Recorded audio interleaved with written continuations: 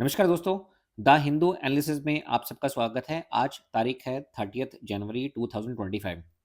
कल हमने एक आर्टिकल डिस्कस किया था जिसमें इसरो ने श्रीहरिकोटा से 100th लॉन्च किया था। अब यहाँ पे हम बात करेंगे नाविक सैटेलाइट के बारे में। नाविक की जो फुल फॉर्म है वो क्या है? Navigation with Indian constellation. अब ये क्या है? ये इंडिया का सिस्टम है। इससे पहले आपने देखा होगा, आपने जीपीएस के बारे में सुना होगा। तो जीपीएस जो सिस्टम है वो किसका है? यूनाइटेड स्टेट ऑफ अमेरिका का है। यूएसए उसको यूज करता है। अब होता क्या है कि कभी कभी आपने देखा होगा कि जैसे मान लीजिए आपके पास बाइसिकल नहीं है, आप अपने फ्रेंड से बाइसिकल मांगने गए, ठीक है। आपके फ्रेंड ने कहा कि भाई मैं नहीं दे रहा। ऐसा ही इंडिया के साथ हुआ था जब 1999 में, यानी कि 1999 में जब वॉर हुआ था। तो उस समय पे इंडिया ने कहा था यूएसए को कि आप एक काम करो, आपके पास एक टेक्नोलॉजी है, क्या है? जीपीएस है। आप इसका जो है एक्सेस हमें दे दो, ताकि जो नेबरिंग कंट्री हमारे ऊपर अटैक कर रही है हम उसकी पोजीशन को देख पाएं। तो यूएसए ने मना कर दिया। यूएसए ने मना किया तो हमने क्या किया? अपना ही खुद का एक सिस्टम हमने यहाँ पे डेवलप कर दिया, उसको बोलते हैं नाविक, यानी कि नेविगेशन विद इंडियन कॉन्स्टलेशन। अब इसी के बारे में ही है। अब ये क्या है? एक सिस्टम है। अब इसमें जो सैटेलाइट, इसमें जो रॉकेट है, रॉकेट जो यूज किया गया है वो है GSLV-F-15। इसके बारे में भी हमने लास्ट लेक्चर में डिस्कस किया था। अब ये कब लॉन्च हुआ है? ये लॉन्च हुआ है सेकंड लॉन्च पैड। बहुत सारे लॉन्च पैड होते हैं, उनमें से जो सेकंड लॉन्च पैड है वहां से 6:23 पे सुबह इसको क्या किया गया? लॉन्च किया गया है। तो आइए इस डिटेल के बारे में बात करते हैं। देखिए, इसरो ने अपना 100th यानी कि 100वां जो है सक्सेसफुली लॉन्च कर दिया है। कहाँ से किया है? स्पेस सेंटर का नाम है सतीश धवन स्पेस सेंटर, और ये कहाँ पे है? श्रीहरिकोटा में है। ये आप सबको पता ही होगा क्योंकि लास्ट लेक्चर में भी हमने इसके बारे में बात की थी। अब देखिए, अब ये जो लॉकेट है GSLV-F-15, अब ये जो GSLV है इसकी मैंने आपको लास्ट लेक्चर में फुल फॉर्म भी बताई थी। कभी कभी यूपीएससी फुल फॉर्म पूछ लेता है। अगर आप देखेंगे पिछले 10 साल की जो यूपीएससी की हैबिट है वो यही है। तो GSLV की फुल फॉर्म देखो, SLV क्या होता है? SLV होता है हमारे पास सैटेलाइट लॉन्च व्हीकल, और यहाँ पे जो G है ये है जियो सिंक्रोनस। एग्री? तो मॉडल का पूरा नाम क्या होगा? GSLV-F-15। अब इसमें जो सबसे इंपॉर्टेंट फीचर ये है कि यहाँ पे जो कैरोजेनिक स्टेज है वो क्या है? इंडिजिनस है, यानी कि हमने खुद से क्या किया है? इसको डेवलप किया है। तो ये एक काफ़ी इंपॉर्टेंट पॉइंट है। यानी कि इंडिया जो है वो अब आत्मनिर्भर हो चुका है, किसी और के ऊपर डिपेंड करने की जरूरत नहीं है। इंडिया ने पहले नाविक सैटेलाइट 1 बनाया था, अब ये है हमारे पास नाविक सैटेलाइट 202। ठीक है। अब ये क्या है? एक नेविगेशन सैटेलाइट है। कभी कभी यूपीएससी एग्जाम में पूछ लेता है कि NVS-02 ये क्या है? क्या ये एक वायरस है? ठीक है, क्या ये एक वायरस है, कोई डिसीज है? इस तरह से वो पूछ लेता है। तो एनवीएस बेसिकली में क्या है? एक नेविगेशन सैटेलाइट है। ठीक है। याद कैसे करेंगे? एनवीएस। ठीक है, ये काफी बार न्यूज में है, जैसे कल भी मैंने आपको बताया, कल भी ये न्यूज में था, आज भी न्यूज में है। तो धीरे धीरे क्या होगा? ये आपको याद हो जाएगा। तो एनवीएस नेविगेशन सैटेलाइट है ये। ठीक है। और इसमें जो ये जो टेक्नोलॉजी है वो क्या है? इंडिजिनस है, यानी कि इंडिया ने इसको खुद डेवलप किया है। पहले हम किसका यूज़ करते थे? किसकी हेल्प लेते थे? जीपीएस की। तो जीपीएस के ऊपर मोनोपोली किसकी है? यूएसए की, क्योंकि उसको डेवलप करने वाला कौन है? यूएसए। तो हमेशा बड़ा भाई एक्सेस नहीं देता ना, बड़ा भाई क्यों हेल्प करेगा? ठीक है। तो हमने क्या किया? हमने खुद से ही इसको बना लिया। तो यहाँ पे लिखा भी हुआ है मैंने कि NavIC is an alternative to GPS and is use for military, strategic and civilian application. ठीक है, इनके लिए हम इस्तेमाल करते हैं। सेकेंड लॉन्च पैड से इसको लॉन्च किया गया है सुबह 6:23 पे। ठीक है। और ये सक्सेसफुली अपने ऑर्बिट में चला भी गया है। तो ये इसकी एक खास बात है। तो हमारे लिए खुशी की बात है कि ये सक्सेसफुली क्या हो चुका है? प्लेस्ड हो चुका है। अब देखिए, अब इसकी खास बात ये है कि इसका जो एरिया है, जैसे मान लीजिए ये इंडिया है हमारा, ठीक है, दिस इज इंडिया। तो इंडिया के साथ साथ क्या है कि 1500 किलोमीटर का जो नेबरिंग एरिया है उस पर भी क्या रख सकता है? ये नज़र रख सकता है। जैसे मान लीजिए हमारी जो नेबरिंग कंट्री है वो यहाँ पे हमारे पास चाइना है, यहाँ पर नेबरिंग कंट्री हमारे पास पाकिस्तान है, यहाँ पर नेबरिंग कंट्री मान लीजिए श्रीलंका है। तो कभी कभी क्या होता है? पाकिस्तान बदतमीजी करता है, चाइना बदतमीजी करता है। तो उनकी एक्टिविटी को ट्रैक करने के लिए हम क्या कर सकते हैं? इसका इस्तेमाल कर सकते हैं। तो सिग्निफिकेंस की अगर हम बात करें तो इसकी जो पोजीशनिंग सर्विसेज है वो इंडिया में तो है ही, मतलब इंडिया की पोजीशनिंग के बारे में तो बताएगा ही, साथ में जो नियर बाय रीजन्स हैं उनके बारे में भी हमें क्या देगा? ये इन्फॉर्मेशन देगा। क्लियर है? तो ये अपना इंडिया का क्या है? अपना खुद का सिस्टम है। इससे पहले हम, जैसे जीपीएस है तो वो किसका सिस्टम है? वो यूएसए का सिस्टम है।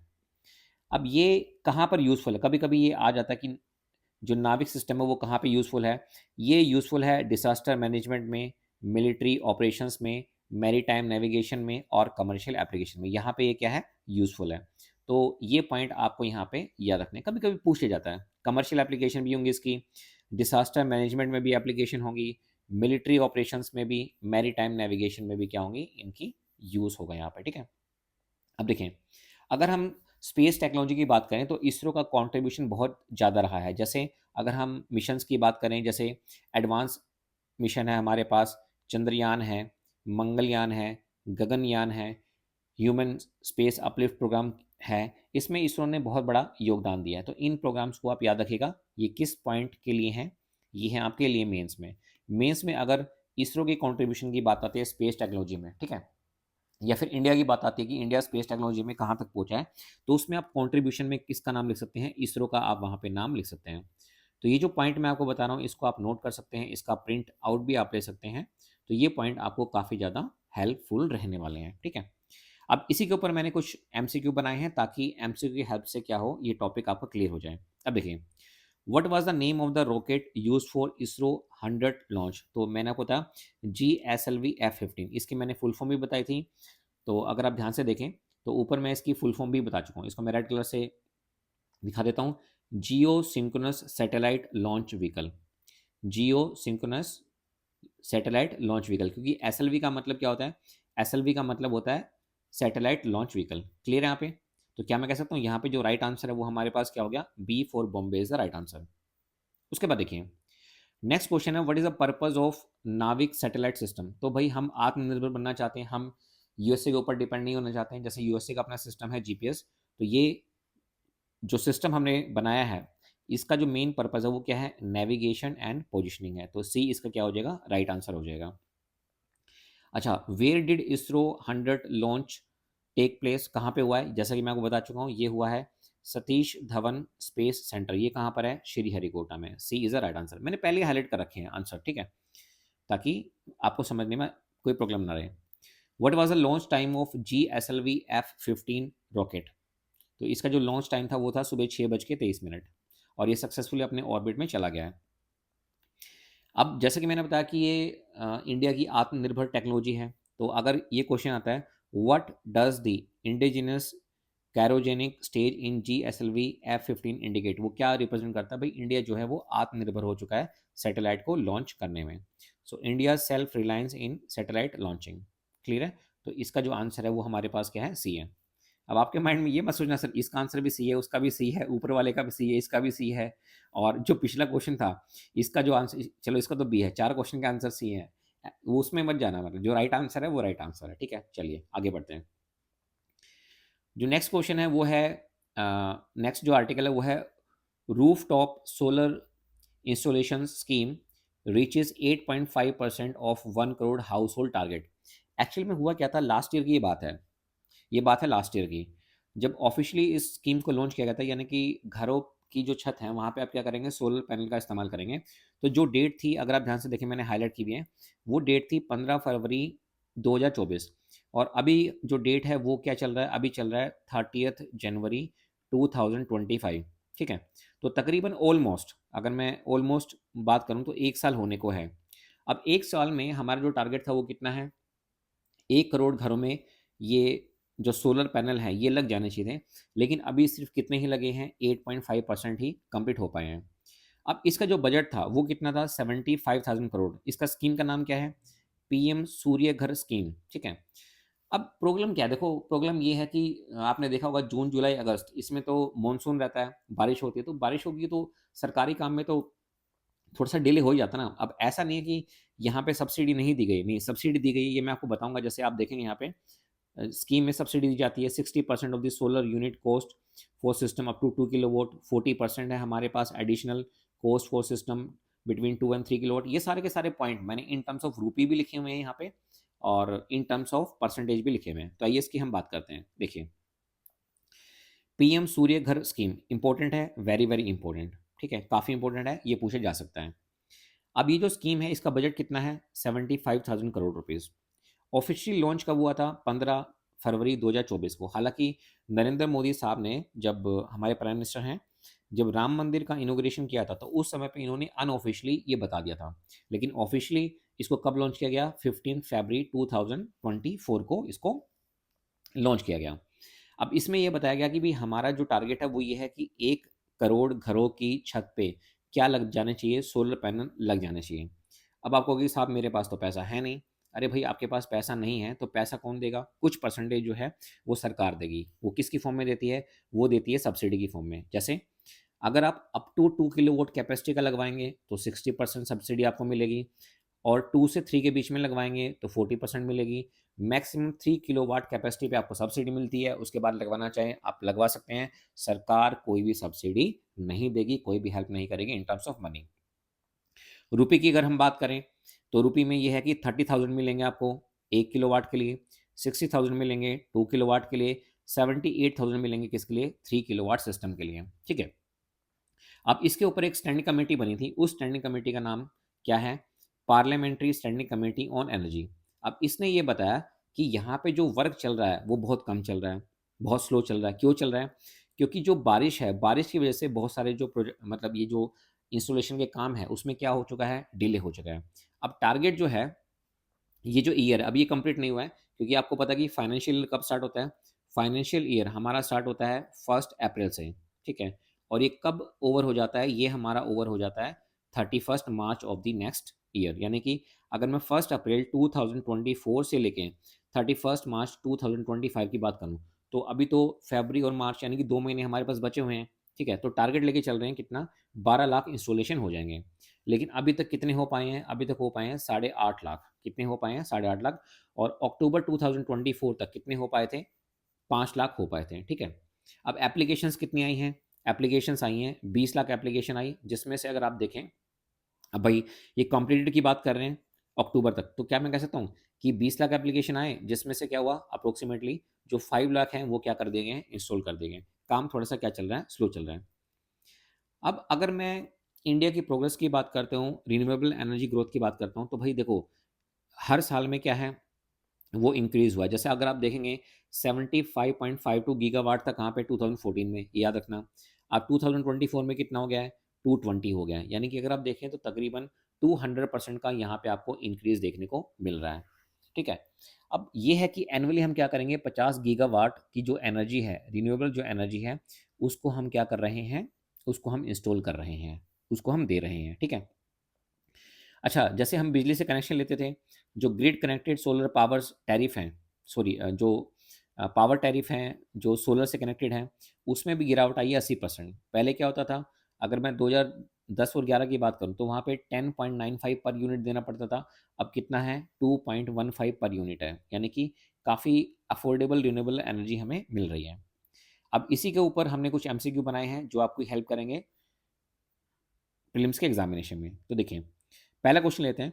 What is the total budget allocated for PM Surya Ghar scheme? कितना है? 75,000 करोड़ रुपीज। तो आप देखो ना, अगर आप देखोगे तो यहीं पे ही जो दूसरी तीसरी लाइन है उसी में लिखा हुआ है 75,000 करोड़ पीएम सूर्य घर स्कीम। ठीक है। 75,000, 75,000 करोड़ रुपए। ठीक है। नेक्स्ट क्वेश्चन लेते हैं। When was the PM Surya Ghar scheme officially launch? 15 फरवरी 2024, यानी कि वैलेंटाइन डे के एक दिन बाद। What is the maximum kilowatt capacity eligible for subsidy? तो भाई मैक्सिमम हम देंगे 3 किलोवाट, उसके बाद जितना भी होगा हम नहीं देंगे। तो उसने क्या पूछा है? मैक्सिमम। तो मैक्सिमम हमारे पास कितना है? 3 किलोवाट है। ठीक है।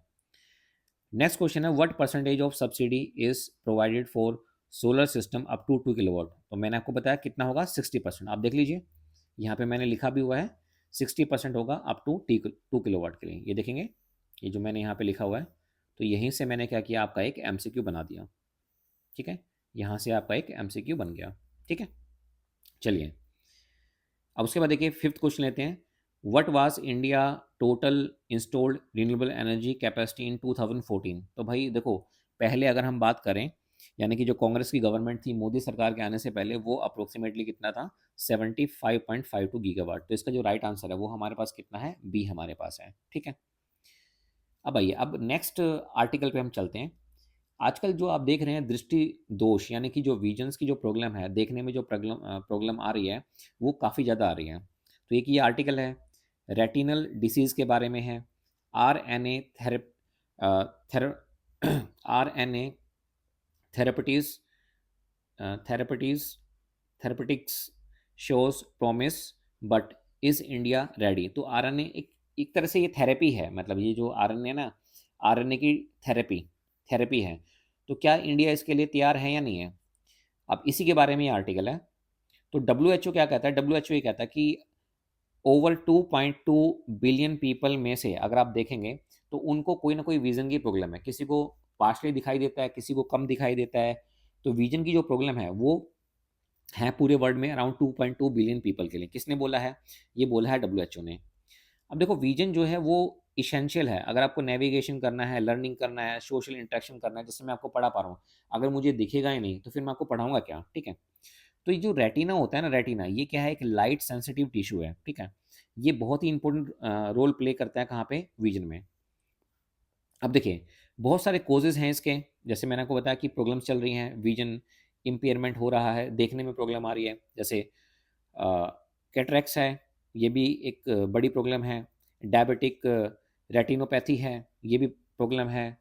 इसी तरह से जैसे जैसे क्या होता है, मैकुलर डिग्रेडेशन हो जाता है एज के साथ साथ। और एक ये जो है IRD, ये काफ़ी इंपॉर्टेंट है। ये हमारे पास इनहेरिटेड रेटिनल डिसीज, इसी के बारे में हम बात करते हैं। अब देखिए, अगर आप ध्यान से देखें तो हमारी जो बॉडी का जो स्ट्रक्चर होता है, अगर आप देखेंगे, जैसे मान लीजिए हमारी बॉडी है, ठीक है, ये हमारी बॉडी है। तो आपको पता है बॉडी में हमारे पास क्या होते हैं?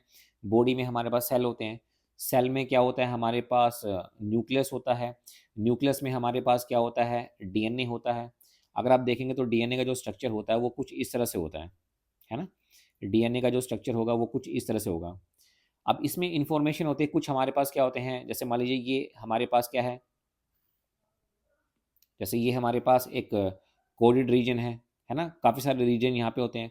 जैसे ये हमारे पास कोडेड रीजन है, ये मान लीजिए हमारे पास अनकोडेड रीजन है। क्लियर है? तो हमारी बॉडी वर्क करती है। तो बेसिकली में हमारे क्या है, विजन के लिए जो जिम्मेदार होते हैं वो हमारे पास क्या होते हैं? जीन होते हैं। क्या होते हैं? जीन्स होते हैं। अब इन जीन्स की, जीन में ही मान लीजिए प्रॉब्लम आती है, आपके जीन में ही प्रॉपरली काम नहीं कर पा रहे हैं, तो क्या होगा? आपका जो विजन है वो प्रॉपरली आपको दिखाई नहीं देगा। तो यहाँ पे जो एक कोर्स है वो है IRD, यानी कि इनहेरिटेड रेटिनल डिसीज। अब देखो, अब इससे हो क्या रहा है कि जो विजन लॉस है वो बढ़ रहा है, ब्लाइंडनेस जो जो है वो बढ़ रही है। अब ये जो है, होता क्या है, ये जो जीन मैंने आपको बताया ना, जैसे कोडेड है, अनकोडेड है, जो कोडेड है जीन है, तो इसमें म्यूटेशन हो रहा है, चेंज हो रहा है, ठीक है, ओवर 300 जीन्स में। उसकी वजह से क्या है, जो दृष्टि की जो रोग है, यानी कि देखने में जो प्रॉब्लम हो रही है वो बढ़ रही है।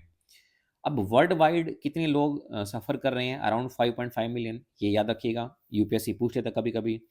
ग्लोबली जो है 3,500 लोगों में से एक को क्या है, ये प्रॉब्लम है।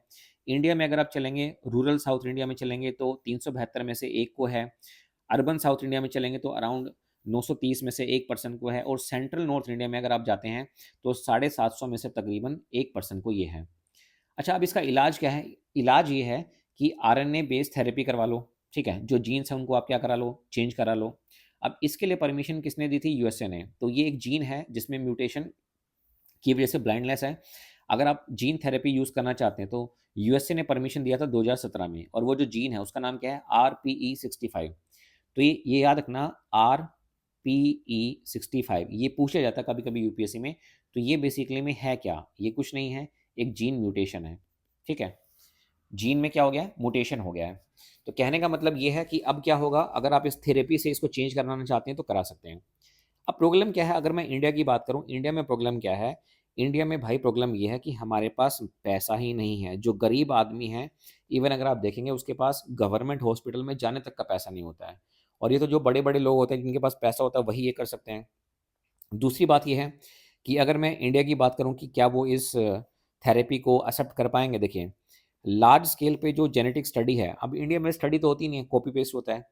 मैंने बहुत सारे ऐसे PhD स्कॉलर देखे हैं जो मतलब कॉपी पेस्ट करते हैं। एक्चुअली में रिसर्च तो कुछ होती नहीं है इंडिया में। अगर आप देखोगे, मेडिकल फील्ड में भी कहाँ रिसर्च हुई है? बहुत कम रिसर्च हुई है। अगर रिसर्च हुई होती तो कोरोना जब आया था तो हम उसकी टैबलेट बहुत जल्दी बना सकते थे, उसकी जो वैक्सीन है वो बहुत जल्दी बना सकते थे, लेकिन हम नहीं बना पाए, है ना? या फिर बनाई भी तो हमने वो इतनी एक्यूरेट नहीं निकली, लोगों ने क्रिटिसाइज़ किया। तो वो तो चलो समय की डिमांड थी तो हमने उसको बना दिया था। अच्छा, एक्सपेंसिव ट्रीटमेंट, जैसे कि मैंने आपको बताया कि काफ़ी एक्सपेंसिव है, पैसा बहुत ज़्यादा लगता है। और इस रिसर्च में, जेनेटिक रिसर्च में और प्रिसिशन मेडिसिन के रिसर्च में हमें क्या चाहिए? हमें चाहिए इन्वेस्टमेंट। इतना पैसा इंडिया के पास नहीं है, रिसर्च में हम लोग पैसा नहीं लगाते हैं। अब देखिए, अब इसी पे मैंने कुछ एमसीक्यू बना दिए हैं, जैसे according to WHO how many people world wide suffer from some form of vision impairment. तो मैंने आपको बताया अराउंड कितने हैं, 2.2 बिलियन पीपल हैं। उसके बाद अगर मैं कॉमन कोज की बात करूं, common cause of vision impairment mention in the article, तो इसका जो आंसर है वो हमारे पास क्या है? डायबिटिक रेटिनोपैथी है एंड कैटरेक्स है। ठीक है, ये इसका क्या है? राइट आंसर है C. What is the estimated global prevalence of IRD, यानी कि तकरीबन 3,500 लोगों में से एक को होता है। In which year did the USA FD approve the first gene therapy for blindness caused by RPE65 mutation? 2017 की ये बात है, यूएसए ने क्या किया था? परमिशन दे दी थी। अगर मैं मेजर चैलेंजेस की बात करूं in India adopting RNA based therapy for retinal, तो देखो हमारे पास क्या ऐसी कोई लार्ज स्केल की स्टडी नहीं है, तो इसका जो आंसर है वो हमारे पास क्या हो जाएगा? सी हो जाएगा। तो दोस्तों ये थे हमारे कुछ आर्टिकल जो हमने डिस्कस किए, कहाँ से? द हिंदू से। और देखो हर आर्टिकल के साथ साथ हमने क्या किया, हमने एमसीक्यू डिस्कस किए हैं। तो कभी कभी क्या होता है, देखो इतनी सारी इन्फॉर्मेशन कहाँ से याद रखोगे? एमसीक्यू में क्या है, आपको मैंने पीडीएफ दे दी, वीडियो है। जब कभी भी आपके पास टाइम हो तो क्या करना, वीडियो देख लेना, पीडीएफ देख लेना, बस बात खत्म। अगर प्रिंट आउट निकालना है, ये कॉपी भी हो जाते हैं, इसको कॉपी करके पेस्ट करके क्वेश्चन बना लो, बात खत्म। तो क्या होगा ना, जो मंथली आपकी मैगजीन, किसी भी मैगजीन को आप फॉलो करो, ठीक है, मैं ये नहीं कह रहा किसी भी इंस्टीट्यूट की मैगजीन को फॉलो कर लो, किसी में हल्का फुल्का 5-10% का डिफरेंस होता है, वो सब आपका टेस्ट सीरीज में क्या हो जाएगा? कवर हो जाएगा। तो जब आप उन टेस्ट सीरीज को सोल्व करोगे ना, तो उनको सोल्व करने में आपको क्या मिलेगा? कॉन्फिडेंस आपको मिलता चला जाएगा। ठीक है, तो आज के लिए इतना ही। उम्मीद करता हूँ कि आज का ये जो आर्टिकल मैंने डिस्कस किया है ये आपको समझ में आया होगा। Thank you so much.